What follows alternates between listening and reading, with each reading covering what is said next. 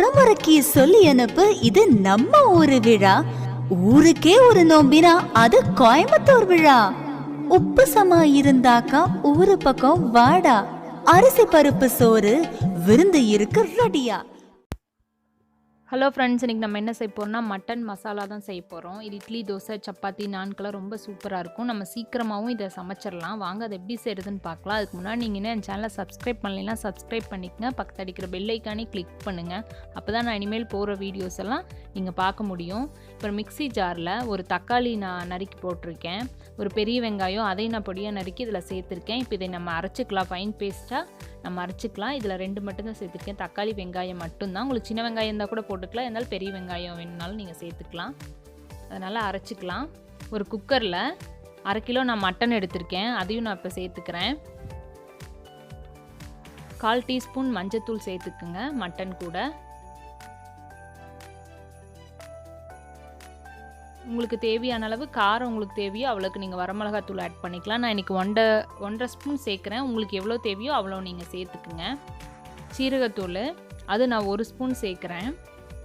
அது சின்ன ஸ்பூன் தான், டீஸ்பூனு, அதனால் 2 டைம்ஸ் போட்டேன். 1 ஸ்பூன். எப்போவுமே மல்லித்தூளுக்கு சரி பங்கு 1/4 பங்கு தான் நம்ம போடணும் சீரகம், அப்போ தான் நல்லாயிருக்கும். 2 ஸ்பூன் நான் இன்றைக்கி மல்லி சேர்த்துருக்கேன், அதனால் 1 ஸ்பூன் நான் சீரகத்தூள் சேர்த்துருக்கேன்.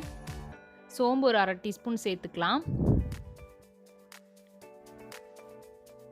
இஞ்சி பூண்டு பேஸ்ட்டு அது ஒரு 1.5 ஸ்பூனுக்கு பக்கம் சேர்த்துக்கலாம்.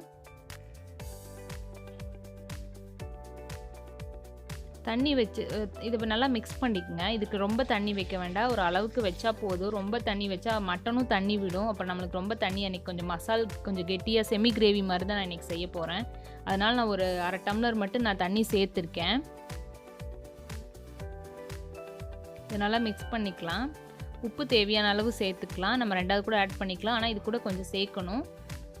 இதுக்கு தேவையான அளவு மட்டும் நம்ம உப்பு சேர்த்துக்கலாம். ஸ்டவ் இப்போ ஆன் பண்ணிக்கலாம். என்னால் நான் ஸ்டவ் பற்ற வைக்கல, இப்போ தான் பற்ற வைக்கிறேன். எல்லாம் மிக்ஸ் பண்ணிவிட்டு நம்ம விசில் வைக்கிறதா ரொம்ப ஈஸி. சீக்கிரமாக பேச்சுலர்ஸ் எல்லாம் சீக்கிரமாகவே இதை செஞ்சிடலாம். நம்ம அரைச்சி வச்ச பேஸ்ட்டையும் இதில் இப்போ நம்ம ஆட் பண்ணிக்கலாம்.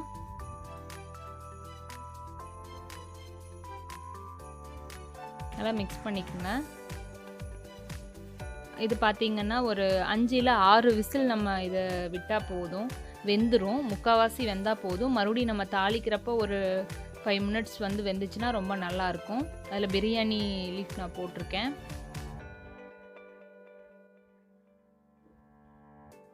இப்போ ஒரு 6 விசில் வரட்டும். 6 விசில் வந்துருச்சு பாருங்கள், இந்த அளவுக்கு நல்லா வெந்துருச்சு.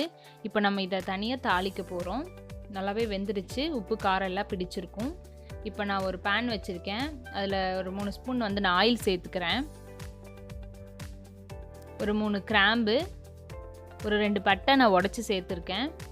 இது பொரியட்டும்.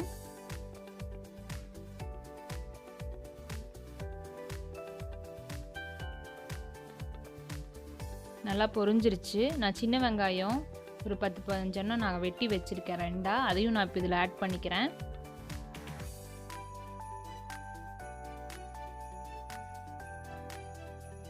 ஒரு கொத்து கருவேப்பிலை சேர்த்துக்குங்க. இதை நல்லா வணக்கிக்கலாம் பொன்னிறமாக ஆகிற அளவுக்கு. நீங்கள் நல்லெண்ணெய் ஊற்றிட்டா ரொம்ப டேஸ்ட்டாக இருக்கும். மட்டன், சிக்கன், மீன் எல்லாம் செய்யறதுக்கு பார்த்தீங்கன்னா நல்லெண்ணெயில் சமைச்சா நல்லாயிருக்கும். ஆயில் இருந்தாலும் ஆயில் சேர்த்துக்கலாம், தேங்காய் எண்ணெயில் சமைச்சாலும் வித்தியாசமான டேஸ்ட்டில் இருக்கும். நல்லெண்ணெயில் சமைச்சா ரொம்ப நல்லாயிருக்கும். அது கூட 1 ஸ்பூன் நான் இஞ்சி பூண்டு பேஸ்ட்டு சேர்த்துக்கிறேன். அதையும் நல்லா மிக்ஸ் பண்ணிக்கலாம்.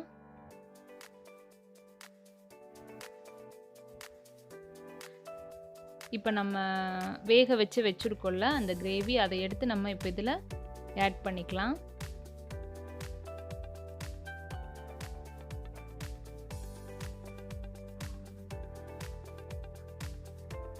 இப்போ கொஞ்சம் தண்ணியாக இருக்க மாதிரி இருக்குது. இது ஒரு 5 மினிட்ஸ் சுண்டணும். நம்ம தேங்காய் பால் நான் இதில் சேர்க்க போகிறேன்.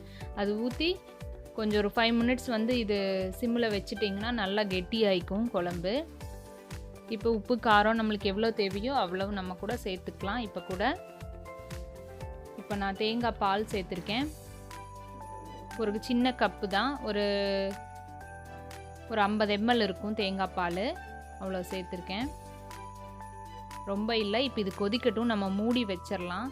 இது கொதிச்சுட்டு சிம்மில் வச்சிடலாம், சீக்கிரம் கெட்டியாயிடும் குழம்பு. இப்போ ரெடி ஆகிடுச்சு பாருங்கள். இந்த அளவுக்கு கெட்டியாக இருக்குது குழம்பு. கொஞ்சம் கெட்டியாக இருந்தால் தான் நல்லாயிருக்கும், ரொம்ப தண்ணியாக இருந்தால் நல்லா இருக்காது. இன்றைக்கி நான் வந்து இது இட்லிக்காக வச்சுருக்கேன். எனக்கு இந்த இது வேணும். உங்களுக்கு இன்னும் வேணும்னா நீங்கள் இன்னொரு 5 மினிட்ஸ் விட்டால் கெட்டியாகிடும். மல்லித்தலை ஆட் பண்ணிக்கலாம். ஒவ்வொருத்தர் மட்டன் சிக்கனுக்கெல்லாம் பார்த்திங்கன்னா மல்லித்தலை ஒரு சிலர் ஆட் பண்ண மாட்டாங்க, அதோட இது போயிடுன்னு சொல்லி. ஆனால் நான் இன்றைக்கி போட்டிருக்கேன். உங்களுக்கு வேணும்னா நீங்கள் சேர்த்துக்குங்க. ட்ரை பண்ணி பாருங்கள் ஃப்ரெண்ட்ஸ், ரொம்ப சூப்பராக இருக்கும். சீக்கிரமாக செஞ்சிடலாம். தேங்க்யூ.